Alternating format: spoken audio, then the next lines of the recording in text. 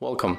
If you want to set up face unlock on your Doogee X80, for the first you have to go for the settings.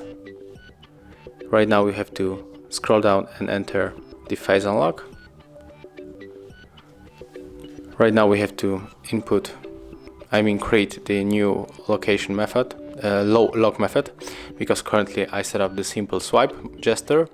So I select right now the pattern, so draw the pattern, click next, draw it one more time and click confirm. And right now we can set up the notifications on the lock screen, but I'm going to leave it with the height sensitive content of notification.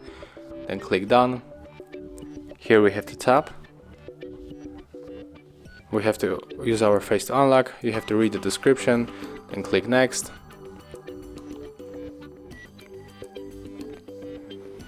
And we have to position our face into the frame, but I think there is some kind of bug, because as you can see my front camera is not working. So I don't know what is going on. Maybe I'm going to lift the smartphone. Wait a minute.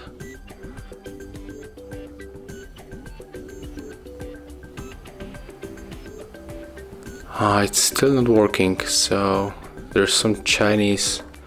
I'm going to show you.